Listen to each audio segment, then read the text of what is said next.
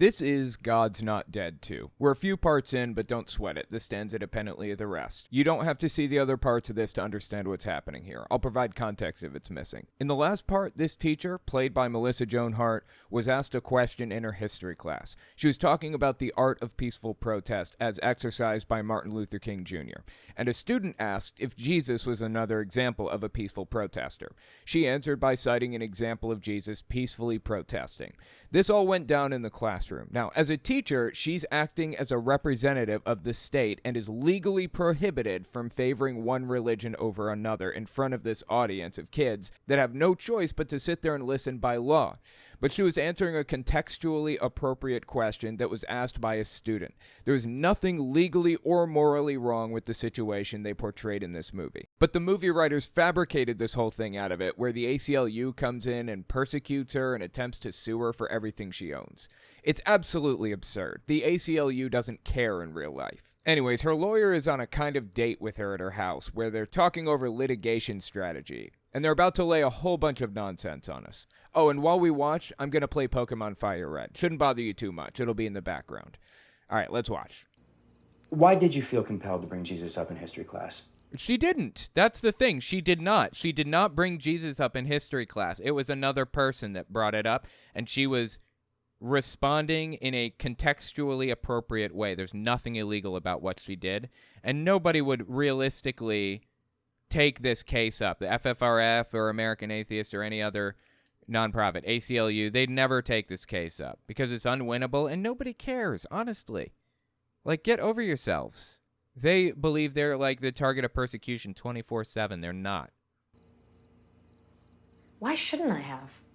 Grace, I'm not here to debate with you what you think your rights were. Tom, listen, this isn't about faith. This is about history. Okay, there is no evidence that Jesus was a real person. I think the consensus by scholars is that Jesus probably existed as a person, but that's literally all you can establish about the dude. You can establish his death. That's about it. You can't establish his resurrection or anything about his life beforehand. By and large, I think I trust Bart Ehrman as a scholar on this more than pretty much any other scholar out there. Bart Ehrman's conclusion about Jesus is that he's probably real, but that's about it. He was a real person, but that's it. She's about to lay a whole bunch of nonsense on us, I'd be willing to bet. Maybe I'm wrong here. I'm not the law expert, but I think they've missed the point. I'm not sure I follow. Their whole attack. It's about me preaching in class, but I didn't do that. Exactly. It's exactly correct. She didn't. She answered a question that was brought up in class in a contextually appropriate way. That's it. You're saying you did. You cited scripture.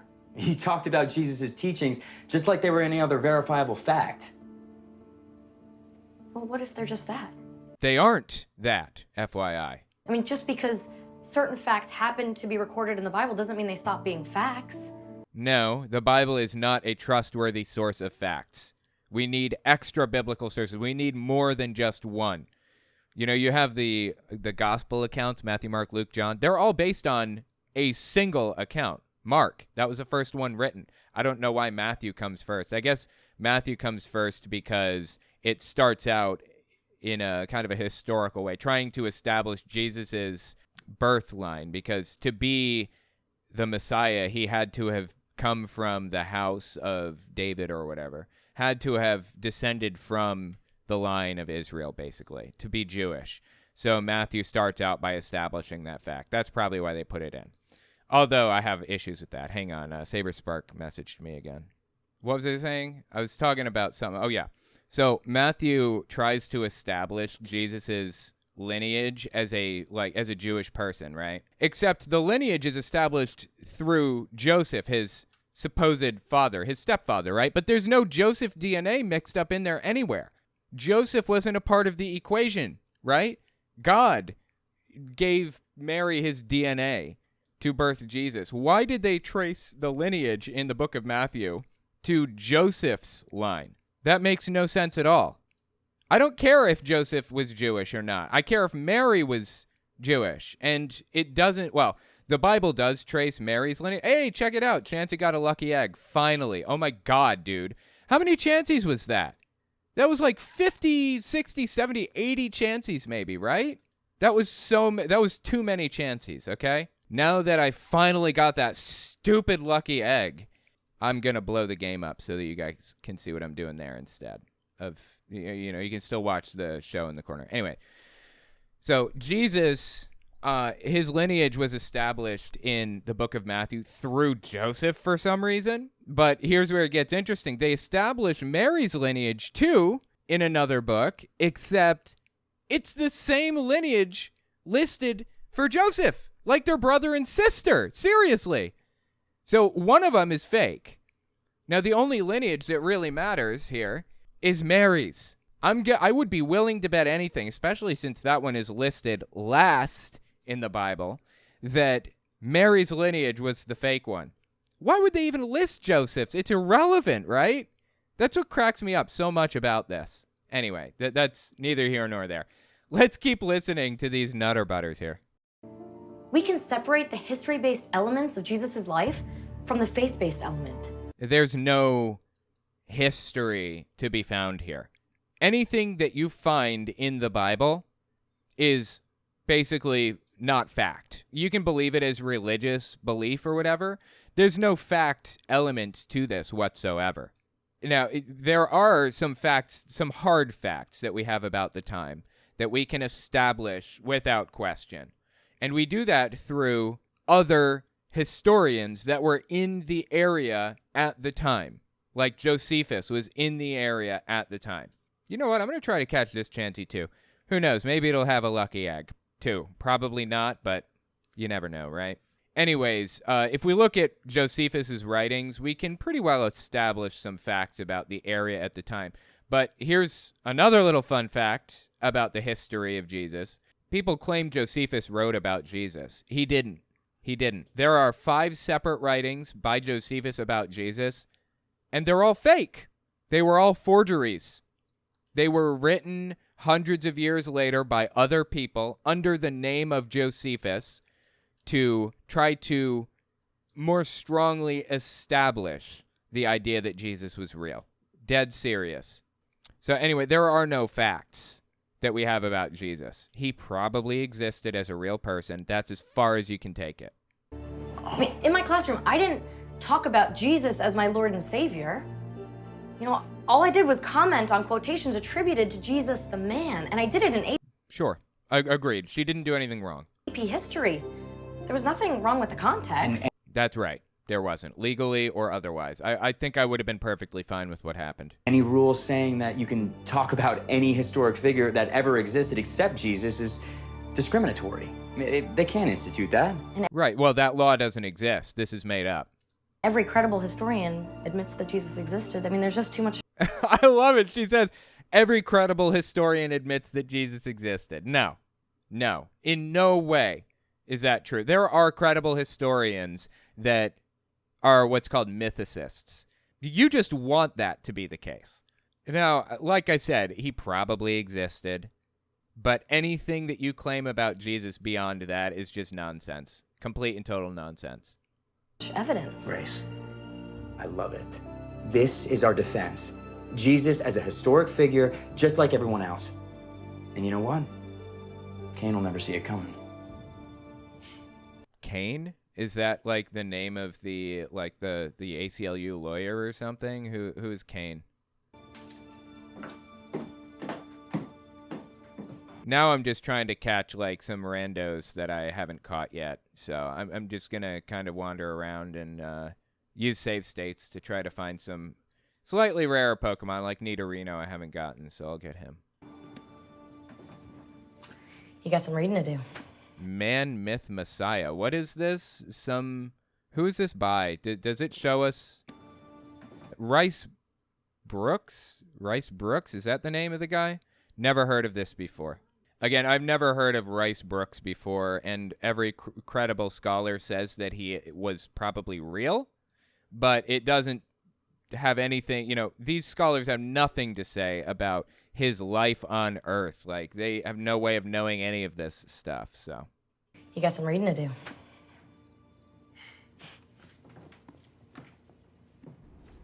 He just had so many notes written in the margins that for the first time I felt like I was truly getting to know my brother. Right, now we're back at the church with the Chinese kid and the girl who started this whole thing, who asked a question in the classroom about Jesus. And just a reminder, if you didn't see the other parts, her brother died, I think, not too long ago, and he had a Bible with like a bunch of notes in the margins and stuff. So that's what she's talking about. She's dealing with the fact that her brother died. And that makes sense. It's hard to deal with death sometimes. So, checked the book on Amazon. They market it as the evidence behind God's Not Dead 2. Really? Wow, that doesn't surprise me for some reason. God gave me the extra 5 minutes that I so desperately needed with him. I just don't understand why he never told me about his faith. Sharing one's faith with family, especially not knowing how they will react. Oh my God. As if there's a rash of Christians who are true believers but are ashamed of it, so they're not telling their family members that they're really like, give me a break. This doesn't happen. Can be difficult. Count our struggles as blessings, right? That is exactly right. She says count your struggles as blessings or whatever. When I was little, my mom used to tell me, like, when I was dealing with something really, really bad, like somebody is like bullying me or punching me or something in school, or, my dad is attacking me or whatever. I dealt with all kinds of stuff when I was little that was like really horrific and messed up. And my mom used to say to me, Jehovah will never put you beyond what you can bear. You will always be able to deal with anything that you experience. And just hearing that, I thought to myself, are you kidding me? There are people who are tortured to death in this world. Like people who, I'm not going to get too graphic with it, who are mistreated so terribly that they die from the mistreatment, who starve to death, for example. And you're telling me Jehovah didn't put them beyond what they can bear? What? Like, nothing about that is rational. And again, what she said here, what was it? Count your struggles as blessings, right? Nonsense. Struggles are not blessings. They're struggles. There are more than 5 minutes awaiting you and your brother. John chapter 11, verse 25 to 26 says, I am the resurrection and the life. He who believes in me will live even if he dies. Oh, so they're quoting Bible verses.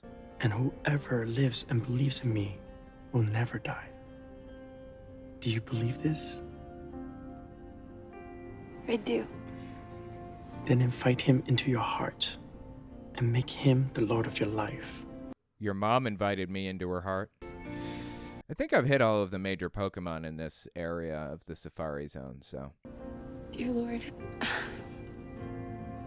I'm not quite sure what to say, but thank you for dying on the cross for me. Please forgive me of my sin. Jesus, please come into my life, and I will follow you as my Lord and Savior. See, you can hear the emotional music in the background once again, right? She's crying, and she's getting as emotional as humanly possible with that music slowly building in the background. They're trying to make you feel emotional over this situation. That is all very intentional. That's how they do this. That's the whole goal here. That is what makes it propaganda, and that is how propaganda works. Amen. Thank you.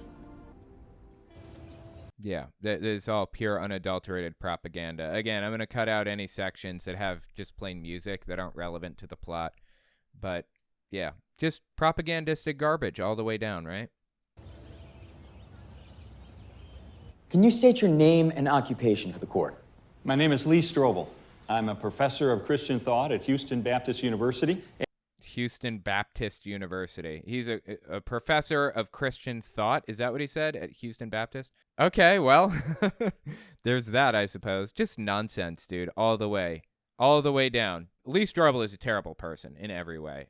Obviously, he's used as, like, I guess, proof that religious zealots are credible sources of information. They're not. Religious zealots like Lee Strobel, C.S. Lewis, and others have this concept. Pretty much every religious zealot, every fundamentalist, we'll put it that way, has this concept of ends justify the means. That's the name of it. And it manifests in a number of ways. Jehovah's Witnesses call this theocratic warfare. Scientologists call this fair gaming. Anything is justified if it's to further the goals of the religion or of God or whatever.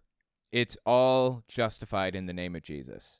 If you find yourself believing that, if you find yourself in a scenario where you feel that lying for your religion or cheating or manipulating or stealing or whatever is justified, you might be in an extremist religion, in a cult. And the author of more than 20 books about Christianity, including The Case for Christ.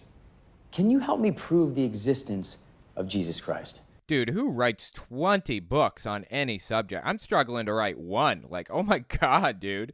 This guy just writes and writes and writes. Can he really have that much to say? I mean, who am I to talk? I release like 15 hours of content a week, so. Absolutely. Beyond any reasonable doubt. He says he can prove Jesus beyond any reasonable doubt. Bullshit. No, you can't. There's question as to whether the dude even existed. He probably did, but nothing else can be proved about him beyond that.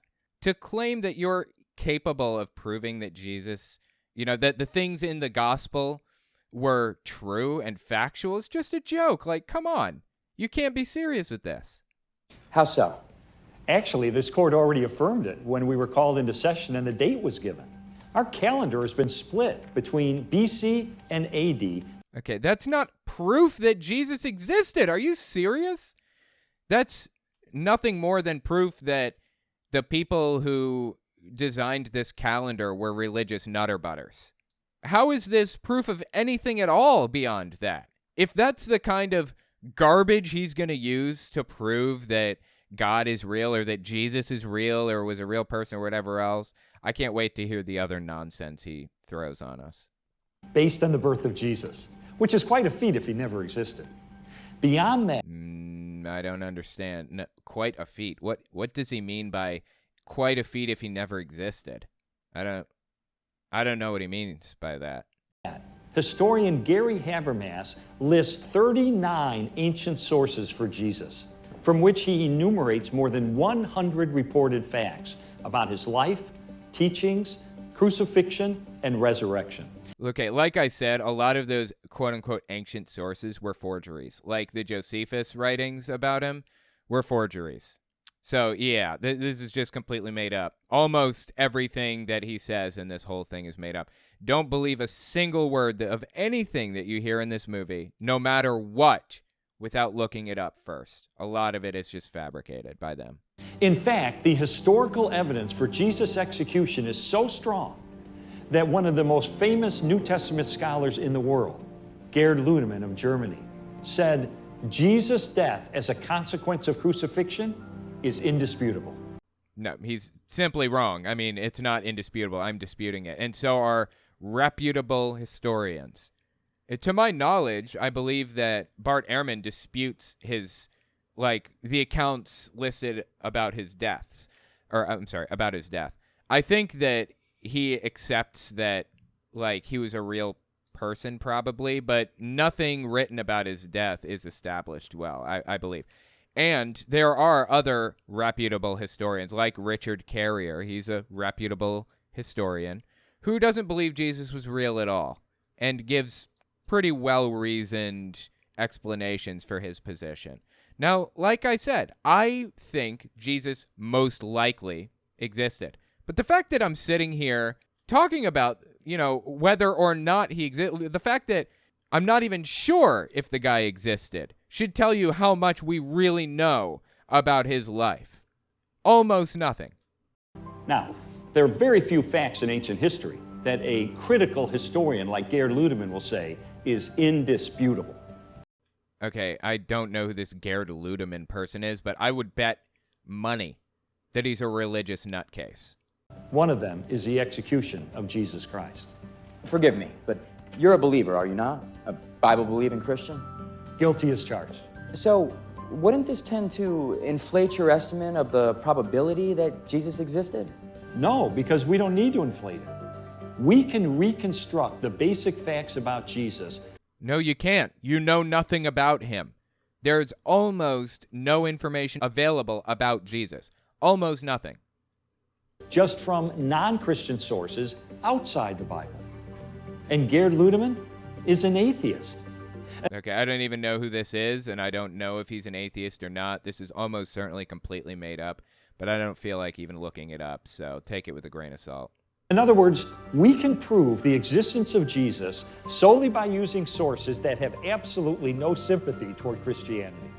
As the agnostic historian Bart Ehrman says... Oh, they mentioned Bart Ehrman.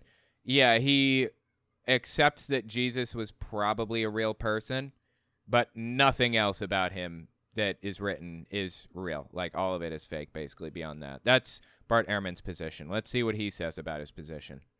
Jesus did exist, whether we like it or not. Okay, fair enough. That's what he said. You should probably continue the quote, though. What was the rest of it? I'm just looking it up, seeing if I can find the actual quote. Yeah, I'm not finding the rest of the quote. I'd be willing to bet anything that it's quote mined, because that's the type of thing that these people do. But, okay. Fair enough. I put it this way. Denying the existence of Jesus doesn't make him go away. It merely proves that no amount of evidence will convince you. Thank you. I mean, there is basically no evidence. There's almost nothing to back up Jesus' existence. There's a little bit. No further questions, Your Honor. Miss Game? I'm just trying to catch like 50 Pokemon. I think I've tapped out this area. I think there are Dittos in this area, but yeah, just about tapped out. Your witness. No questions, Your Honor. That's the ACLU, and they seem very unhappy. Oh, there's the Ditto. Yeah, as if, like, anybody even cares. Like, this is such a fabricated situation. It's ridiculous. It's lunch. We'll recess until 2 p.m.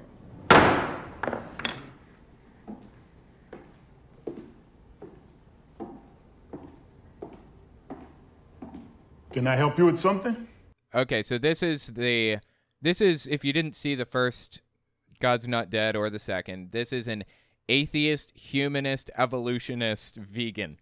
And she got cancer, and then she turned to Jesus, and Jesus cured her cancer for her. So now she's going to a church. Oh, and she's a blog writer, too, I think. Her blog's about the size of my YouTube channel, give or take. And yeah, so now she's like writing for Jesus or whatever. Oh, hi. I was looking for Pastor Dave. My friend Mina, she said I should come see him. She said he's really easy to talk to. He won't be back until after next week. So she's looking for a pastor to connect with, I guess, or a church to go to or something. Oh, okay, thanks. Sweeping is something I only do part-time. I enjoy it because it helps me think. But if you need to talk, I'm actually a pastor. It's been 3 weeks since my doctors told me I was in remission. Oh, Amy, that's wonderful. It is. Yes. But even though I've been given this gift, I've been questioning my faith. Okay, she is a non-believer, so I think she's saying that she was questioning whether or not she should be an atheist. I know Jesus existed. I'm sorry, not an atheist. I meant an atheist, humanist, secularist, evolutionist, vegan. That's what I meant. My mistake. Questioning my faith. I know Jesus existed, but I'm struggling to believe. Actually, I think you already do believe. And the proof is you're not willing to put God back on the shelf now that your cancer is gone. Yeah, I think she's a believer, seems to me. I mean, it seems obvious she's a believer, right? He won't let you dismiss the thought of him. Part of you senses Jesus' presence and wishes that he would just go away and leave you alone. Well, actually, now that you mention it, I had thought of that. Look, he delights in using us in ways we never dreamed of and giving us things that we never even knew we wanted. We just have to give him a chance. Will you?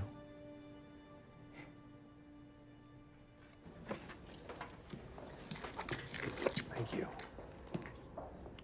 So I guess the point is she's turning super religious now, okay? And now they zip over to this guy disgustingly eating a chicken wing.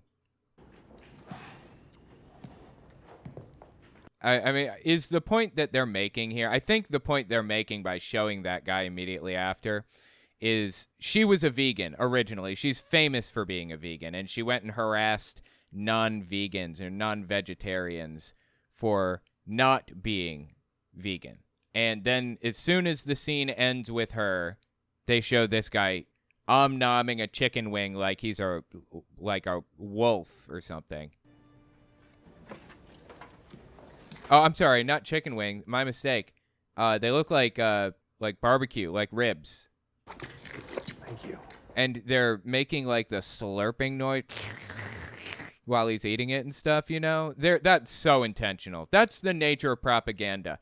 Every scene in this movie, every single scene is there intentionally for a purpose and meant to convey a specific thing to the audience.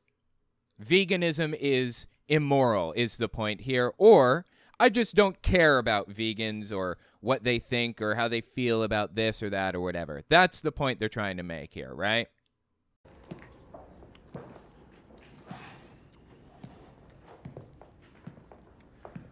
Hi, I'm Reverend David Hill. Sermon transcripts, right? Yes. Put it right there. I've been coming in all morning. Like, if you don't watch every second of this movie, you could miss stuff like that, like little things, little messages, little propagandistic hints that they want you to get. Fascinating how they kind of slip stuff in like that, right? Now, I'm not a vegan. I don't care. In fact, I think veganism is destructive a little bit, at least to you, your body. But, you know, I could make a case for vegetarianism. Be a little bit healthier, better for the environment, stuff like that. So I have no dog in this fight. But this is the clearest example of propaganda that I think I've ever seen. I'm sure they did what they thought was best.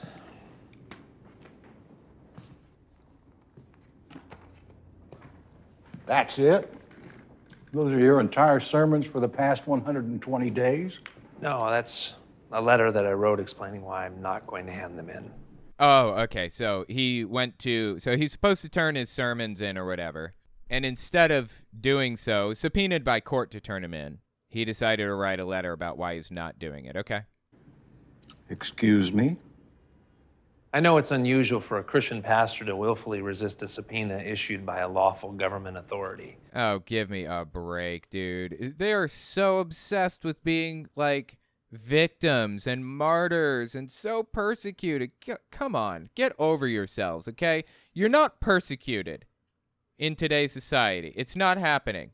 Honestly, throughout society, throughout the Western world, by and large, over the past 1,000 years, Christians have been the majority group. They haven't been persecuted in any way. They've been the persecutors. Remember the Salem witch trials? I mean, there are a billion examples of Christians persecuting others on a systemic level. The Catholic Church ran entire towns. You know what excommunication was intended to be originally?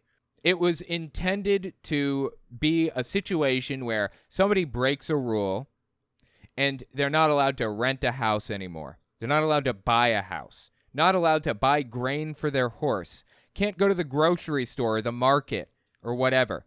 The hope is that they'll just wander into the woods and die because literally every single person in the entire town is a Catholic and is bound to the rules of excommunication.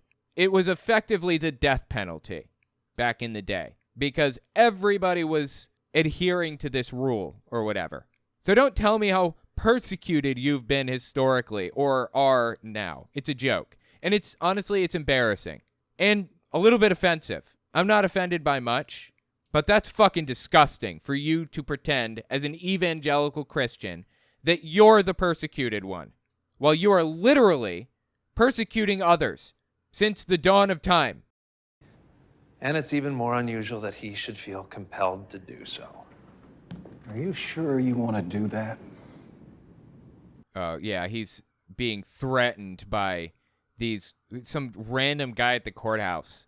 Who is this dude anyways? He would say, okay, and then give it to the proper people who were supposed to receive it.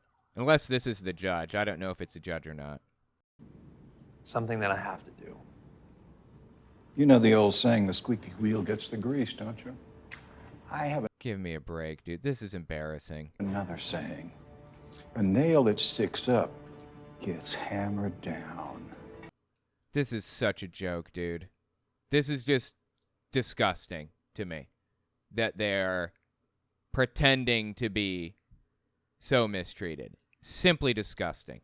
Like, this isn't happening. To my knowledge, this type of situation has never happened in the history of ever in the United States. Just gross, man.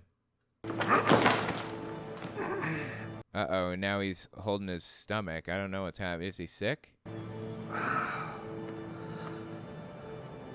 What, is this supposed to be Satan, like, getting him back for doing the right thing or something? Like, what's the point here? Susan, what I'm seeing is a teacher who answered a student's question to the best of her ability.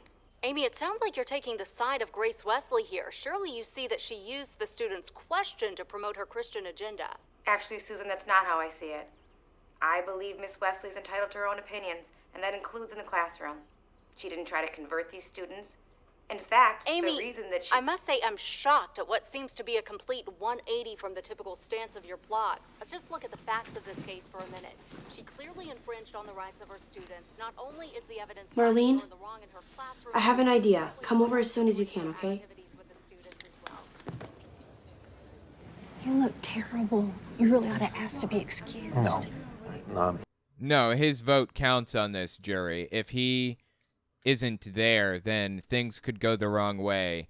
I would be willing to bet he's willing to die in this seat rather than move to like another spot or something like that.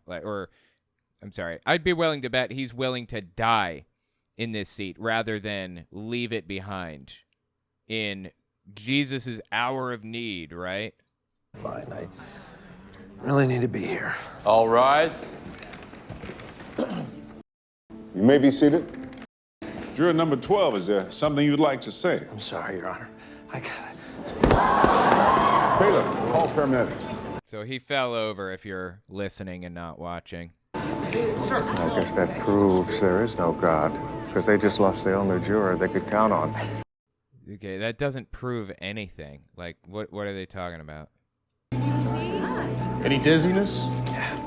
Vomiting? About a half hour ago. Does this hurt? How about this? Oh, it's his appendix. His appendix is about to burst. I hope you're not too attached to your appendix. You see, the guy was smiling like he's glad somebody is suffering. No one is, well, it's, okay, they're portraying atheists in a very specific way, like all atheists are like this. All atheists are immoral monsters. I don't revel in the deaths or pain of anybody. The way they portray who they believe to be their enemies is just disgusting, dude, honestly. Like, I'm just now realizing I totally forgot to go through this area. This is a totally unexplored area. I haven't battled any of these people. I should probably battle them because I need the experience. Okay, so they're showing the teacher crying and playing sad, heartbreaking music in the background. Oh, she's so persecuted. And they're showing people standing together to protest something. Standing with God. Yeah, these are the anti-ACLU, anti-atheist protesters, apparently.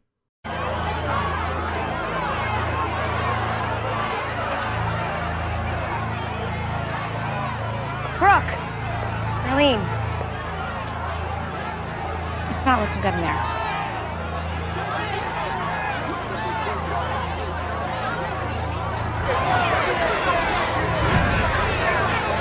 So they're showing a whole bunch of protesters standing here, yelling at each other, I guess.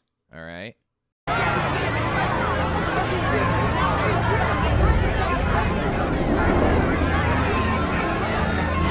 Teach, not preach signs. Interesting. I mean, these people that produced this movie are in favor of teachers indoctrinating children into Christianity. They want to undo the laws that exist to prevent it. So, yeah, I mean, it makes... Just think about that. When you listen to the arguments that they present, think about, what they're really aiming for and what they've said and what they believe and everything.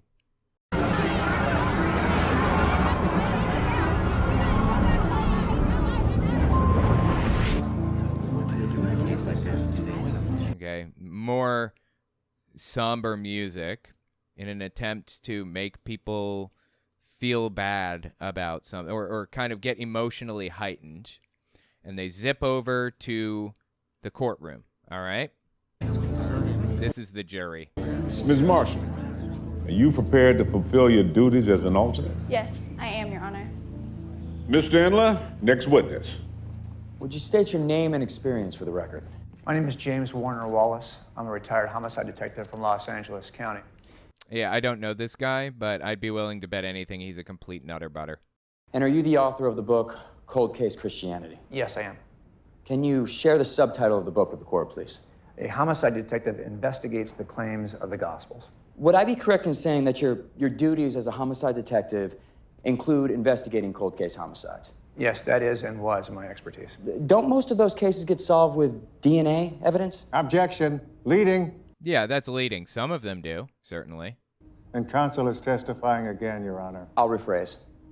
How many of your cold cases were solved through the use of DNA evidence? None, not one. That's often popular on TV, but our department has never had the good fortune of solving a cold case with DNA. Well, how do most of these cases... Well, right now, a lot of them are solved with DNA, I believe. Because DNA is a reasonably new technology, all things considered. It's really not that common DNA research was just discovered, back in the 90s, I think. And we're really only perfecting it now, honestly.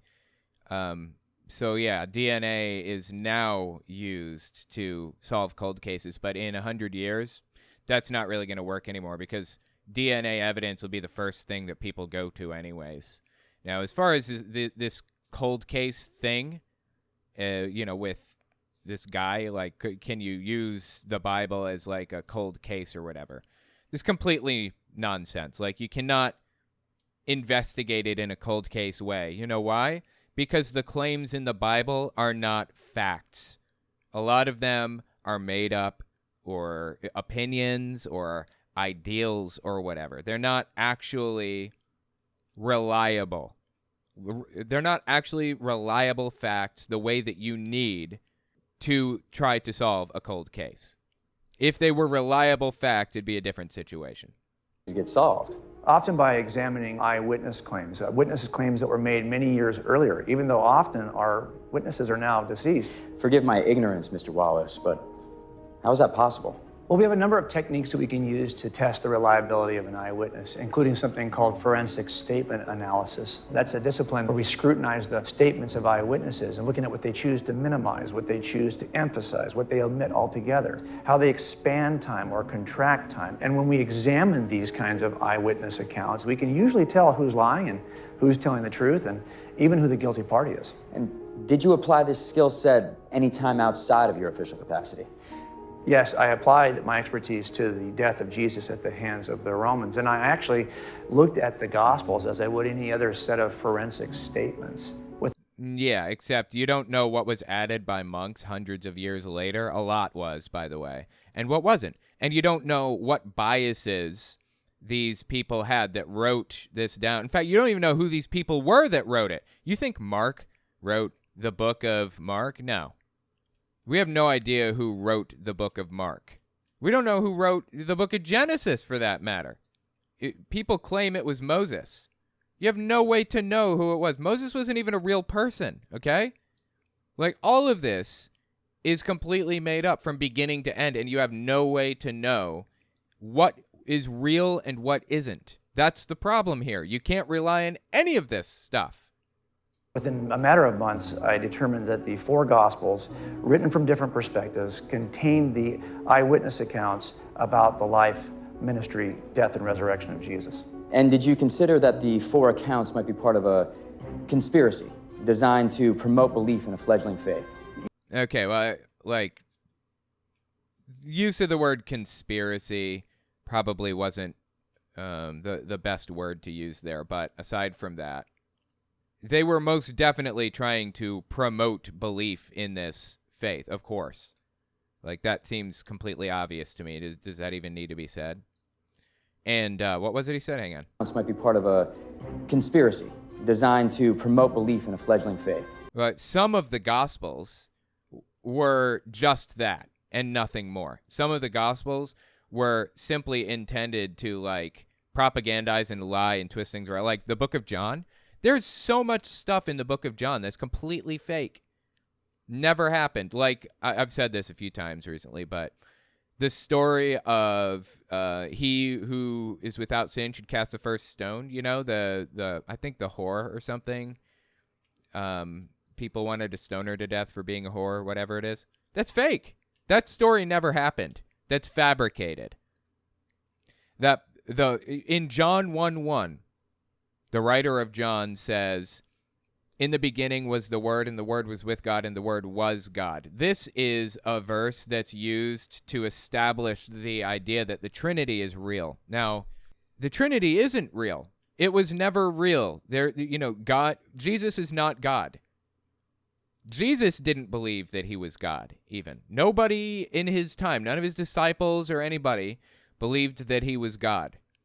But the writer of John came in hundreds of years later and added stories after the fact to try to push the belief that Jesus thought that he was God. These Bible verses are not accurate or trustworthy in any way. I hope I've established that. Yeah, you have to consider conspiracies when assessing eyewitness accounts. But successful conspiracies typically involve the fewest number of people. It's a lot easier for 2 people to lie and keep a secret than it is for 20. And that's really the problem with the conspiracy theories related to the apostles in the first century. There are just far too many of them trying to hold. Okay, it doesn't need to be a conspiracy. It can just be like a group of people who deeply believed it to the bottom of their heart. You know that Jim Jones convinced 900 people that he was telling the truth about all of this stuff, that he was real and that he had a line to God and all this other garbage.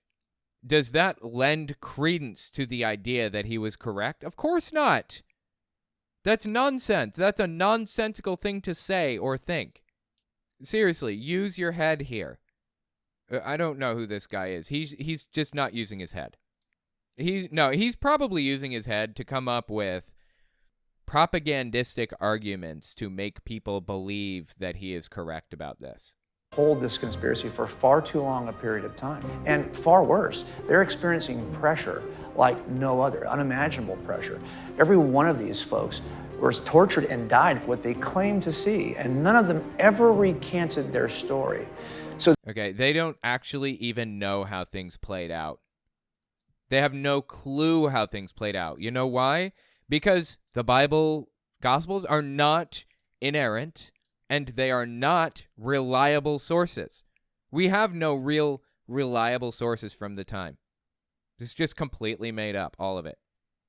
So the idea that this is a conspiracy in the first century is just really unreasonable. Instead, what I see in the Gospels is something I call unintended eyewitness support statements. What's an unintended eyewitness support statement? If I can borrow your Bible.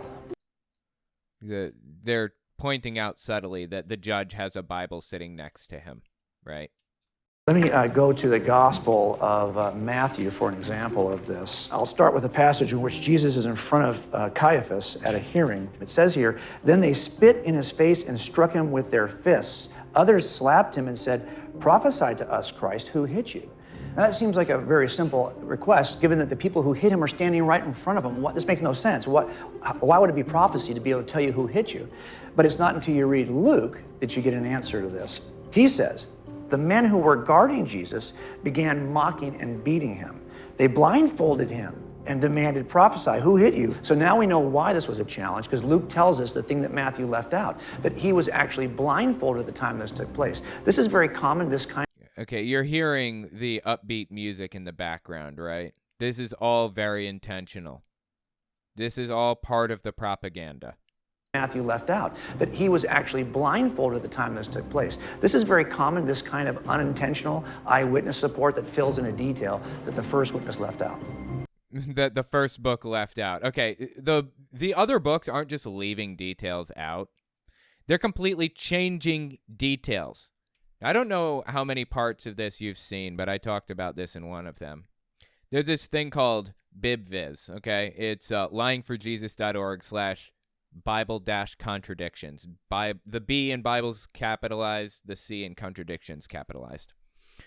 If you just kind of glance through here, you'll see that, like, you can just run your mouse over every one of these connections is a contradiction. Every single one of these. Hell, let's just click one. Does God love everyone? Let's click this connection here. Verses to support the idea that he does love everyone. John 3:16, 1 John 4:8, 1 John 4:16. Verses that support the idea that he does not love everyone, that he hates some people. Leviticus 20:23, Psalm 5:5, Psalm 11:5, Proverbs 6:16, Hosea 9:15, Malachi 1:3, Romans 9:13. Take a look at Romans 9:13, New Testament. As it is written, Jacob have I loved, but Esau I have hated.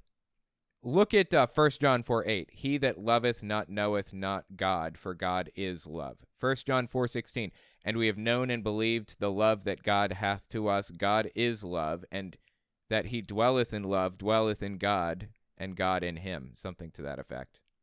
Leviticus 20:23. And ye shall not walk in the manners of the nation which I cast out before you, for they committed all these things, and therefore I abhorred them. So God hates people in some cases. God loves everybody in other cases. Let's click another one. Why not? Stealing is okay sometimes. Genesis 31:19, Exodus 3:22, Nahum 2:9, Wisdom 10:19. Is there a book of wisdom? I don't remember that one. Oh, it's an apocryphal book of wisdom. Interesting. I don't remember the book of Nahum either, but okay. Let's just check Exodus 12:35 and 36.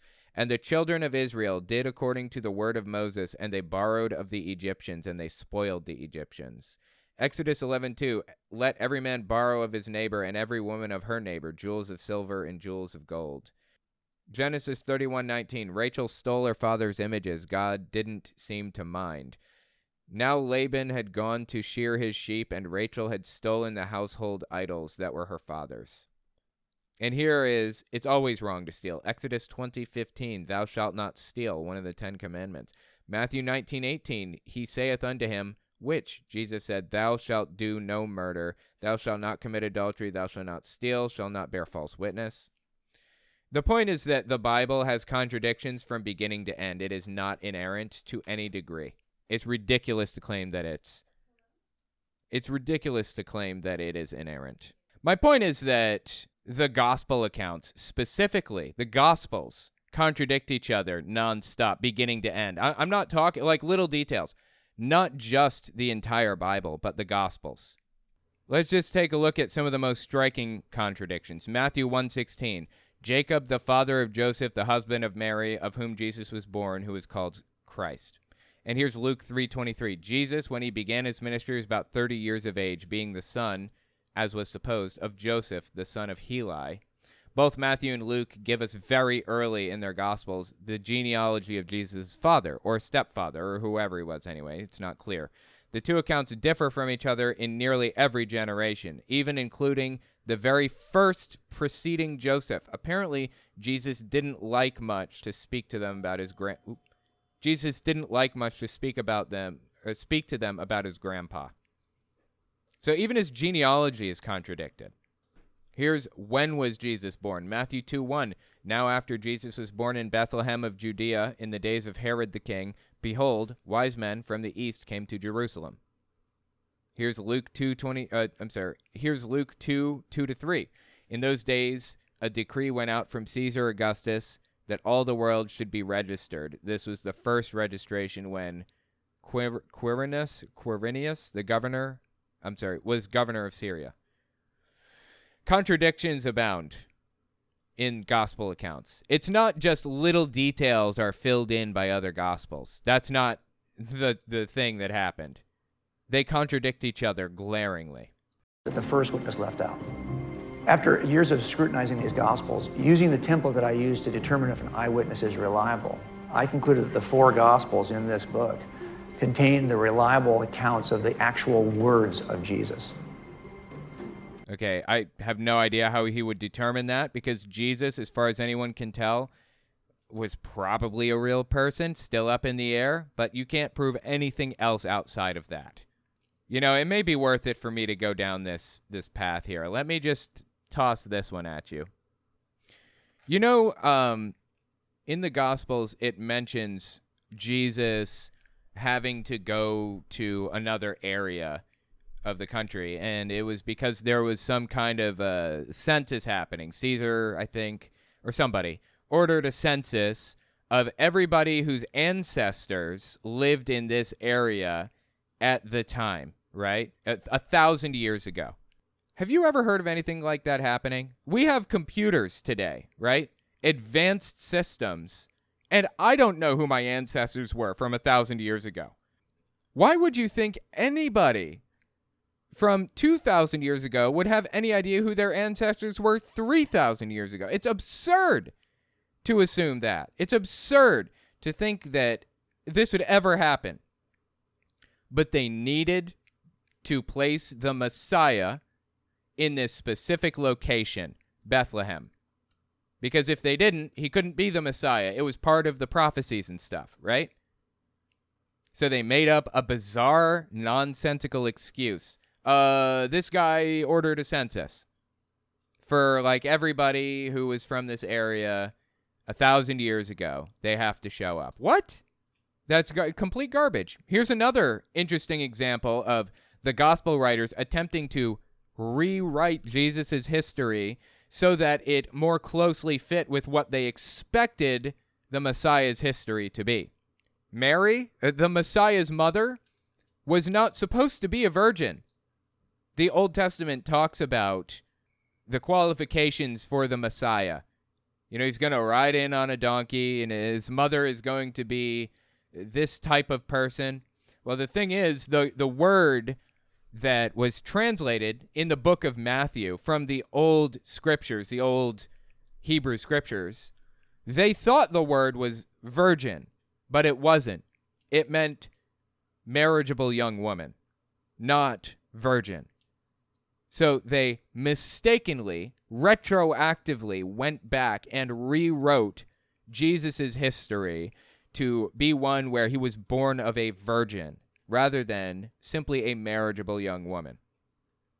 That's another example of the gospel writers altering the story to make it more plausible to believe that Jesus was the Messiah. So anyways, yeah, this whole cold case thing is just complete nonsense, all of it. And that's to include the statements quoted by Miss Wesley in her class. Absolutely. Thank you, Detective. Your witness. Detective Wallace, I'm not going to try to match biblical knowledge with you. But isn't it true that these gospel accounts vary widely in what they say? No, they don't just vary widely. They outright contradict each other constantly. That there are numerous discrepancies between these accounts? Absolutely. But that's exactly what we should expect. Oh, is it? Okay. I don't quite understand that. Well, reliable Sorry. Oh, is it? Okay. What we should expect.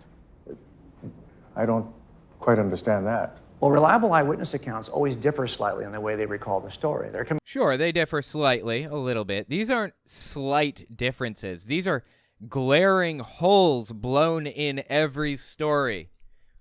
I mean, Jesus had to have had his lineage mapped all the way back to Israel. He had to have been of Jewish descent, right? That's like a requirement for the Messiah. And what do we find? Do we find little discrepancies here and there? Whatever. No, we find two different lineages, both contradicting each other completely, and both of them leading to his father, Joseph, who wasn't even his father. He wasn't even related to him in any way. If you wanted to prove his Jewish heritage, you'd have to map out Mary's lineage, not Joseph's. Why are you mapping Joseph's? And it does map Mary's, except it's identical to Joseph's in the Bible. They're both mapped like they're brother and sister. It's absurd, all of it. Every last bit of it. You can't believe this. Coming to it from different geographic perspectives, their history, even where they are located in their room. When I examined the Gospels, I was trying to determine if these were accurate, reliable accounts in spite of any differences that might be between the accounts. And as a devout Christian, you feel you succeeded? No, Mr. Kane, I think you misunderstand me.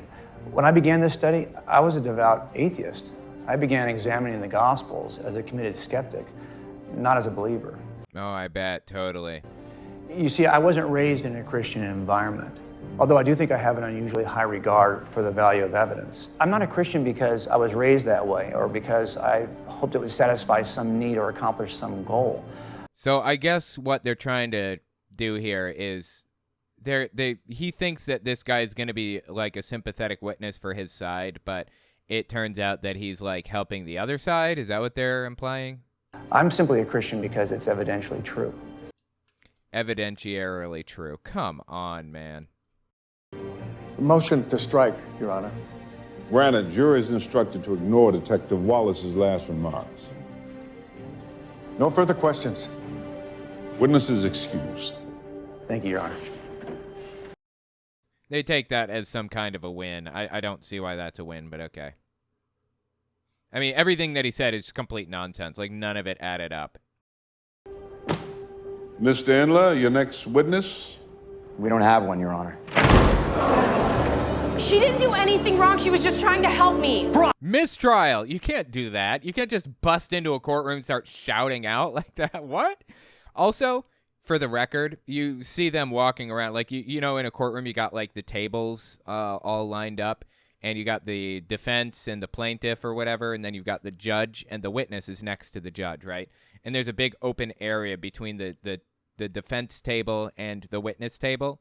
If somebody goes into the well, is what that's called, they will be tackled by the bailiff. You cannot go into the well there.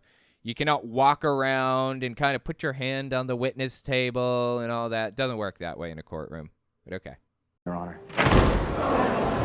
She didn't do anything wrong. She was just trying to help me. Brock! Order! I'll have order! Young lady, your youth is no excuse for disturbing the sanctity of this court. But this case is supposed to be about me. I'm almost 17 years old. It's not like I can't think for myself. I just don't have the right to speak. Brooke, what do you... This is absurd. This is a courtroom. She would have been tackled by the bailiff and put in prison for this, probably, because you're not allowed to do this.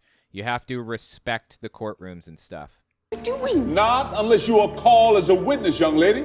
If I put her on the stand, what am I going to hear? That she asked a question and I answered it.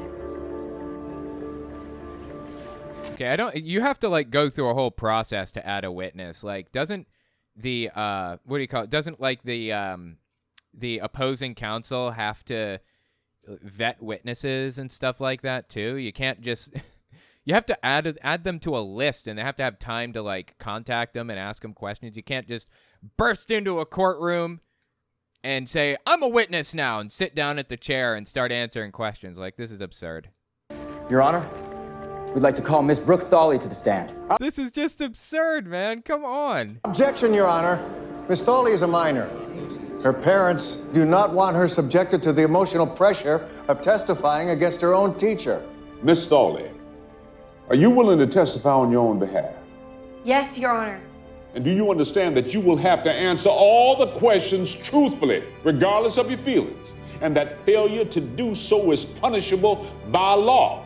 Yes, Okay, this is just ridiculous, dude. This is not how it works. Your Honor. I'm not afraid of telling the truth. I'm only afraid of not being able to tell it.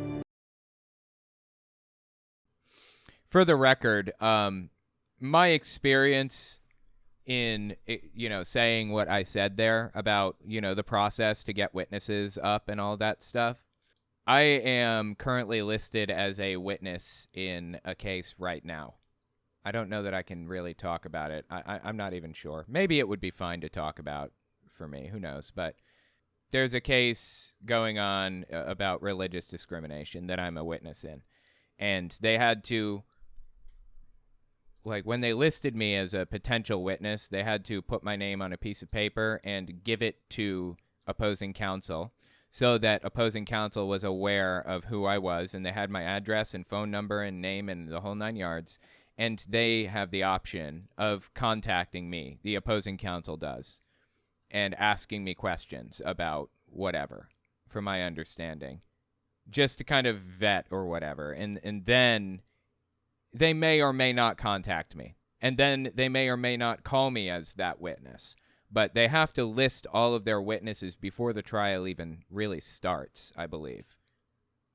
I guess you could probably add a witness rapidly if the need arose, like in the middle of a trial, if something new came to light. There's probably a process for that.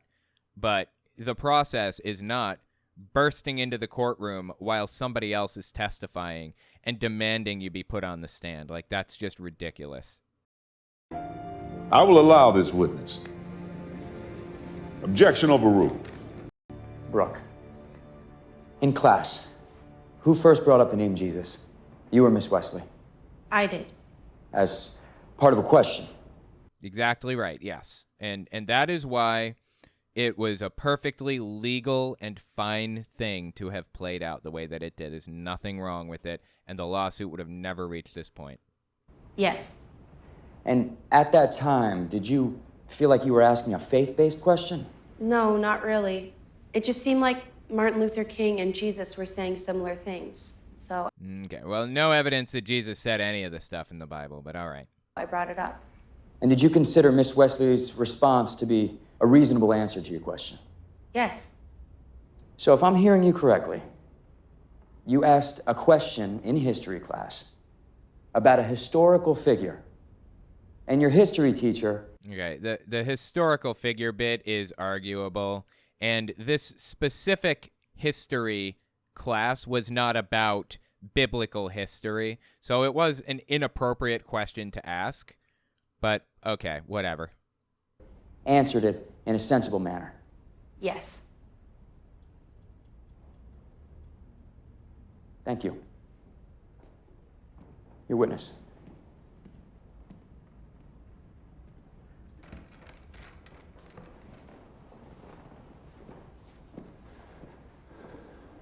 Miss Raleigh? Shit, I accidentally reset the game for a second because of hotkeys. Do you like Miss Wesley? Yes.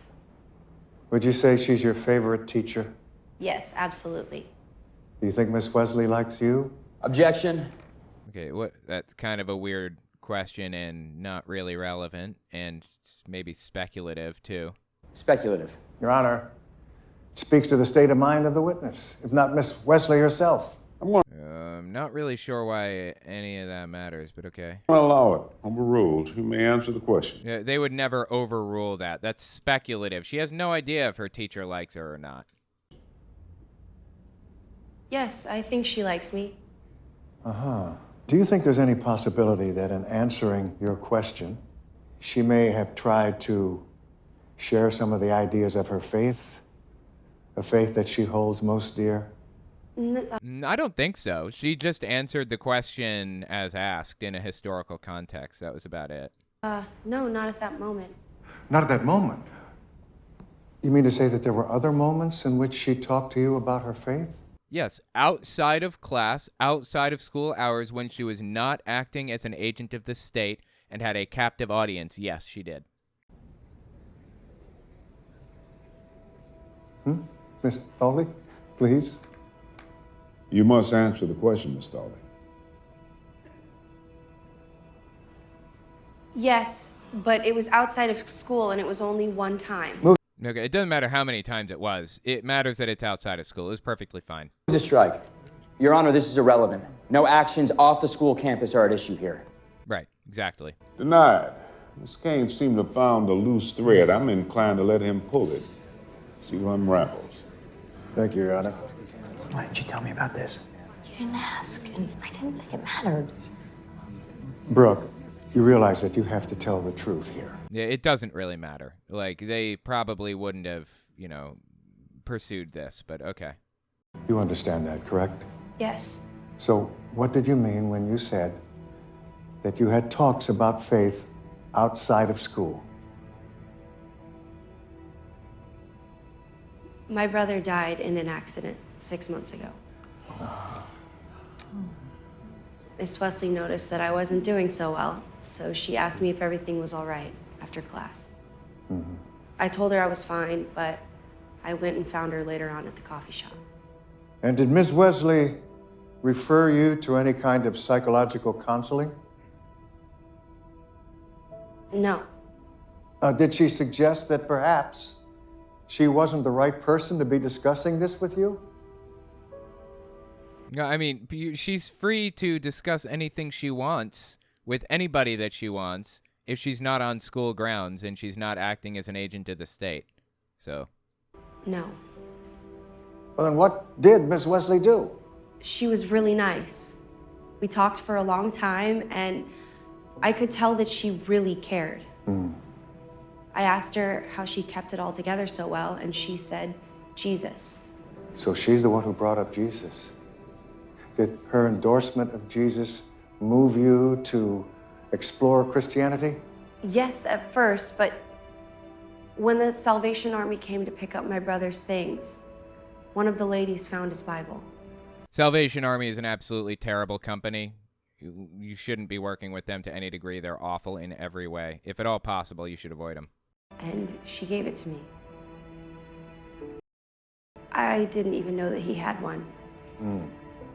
So I started reading it. And once I started, I realized that I didn't want to stop.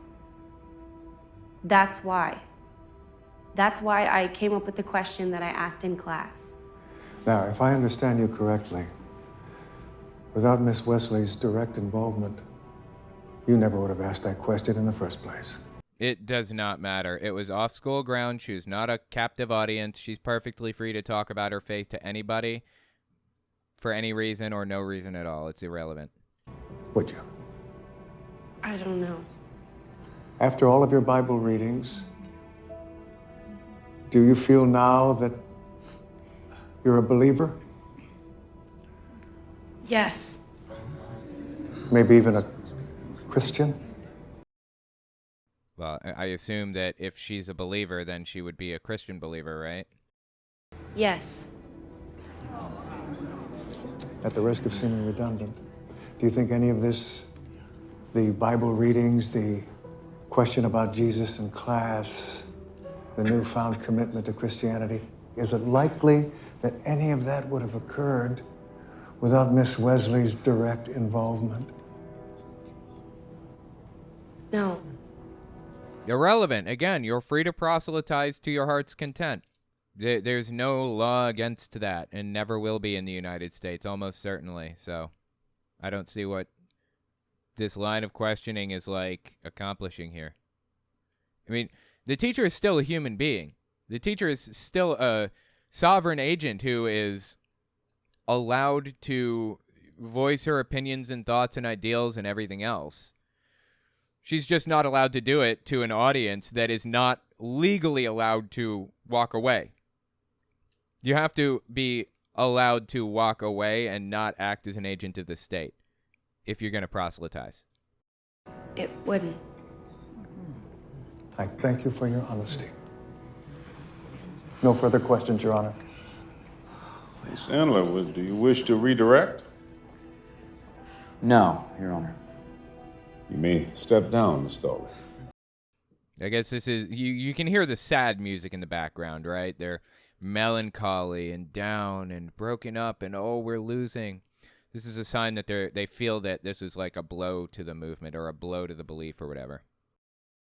Why do they look so angry? Because they think we lied to them. But we didn't. Doesn't matter. Yeah, juries, this is a civil suit. Juries are a lot harder to please in a civil suit, from what I understand. It's like, I don't know, they're a lot more ruthless in civil suits, juries are. They tend to be more likely to convict and more likely to award higher amounts and sentences and things like that. So, yeah, if you lose the heart of the jury in a civil suit, you're in bad shape, man. Court is adjourned.